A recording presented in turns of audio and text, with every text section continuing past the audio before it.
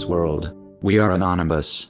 Trin Huynh, one of the most knowledgeable construction attorneys in Atlanta, Georgia, was gunned down in broad daylight just minutes after she filed legal requests at a federal courthouse for all U.S. and state of Georgia documents relating to the believed to be Islamic State terror bombing of the I-85 bridge, with Atlanta street sweeper and eyewitness Donnie Booker telling local police about this assassination of Trin Huynh said, "She was crossing the road, and he draws out his gun and shoots her 3 times.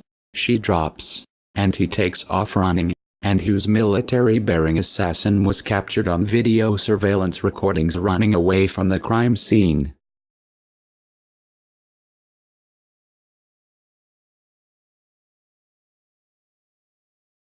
As an in-house attorney, also, for United Parcel Service, UPS, the world's largest package delivery company headquartered in Atlanta, Trin Huynh appeared at the U.S. District Court for the Northern District of Georgia, where she filed legal papers for UPS asserting a force majeure claim due to the destruction of the I-85 bridge. That is a common clause in contracts that essentially frees both parties from liability or obligation when an extraordinary event or circumstance beyond the control of the parties, such as a war, strike, riot, crime, or an event described by the legal term act of God occurs.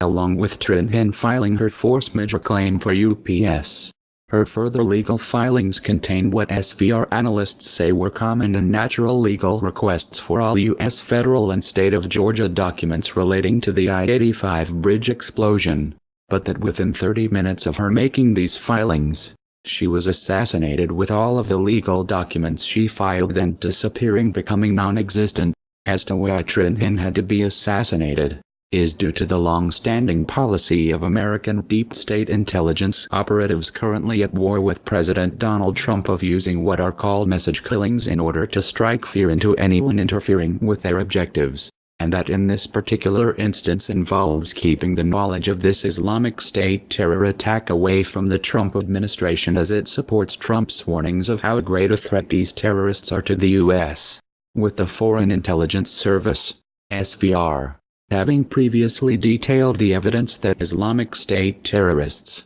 who had infiltrated themselves into Georgia from Syria, blew up the I-85 bridge in Atlanta, and how after this terror attack U.S. deep state operatives are furiously working to cover up all the true facts of.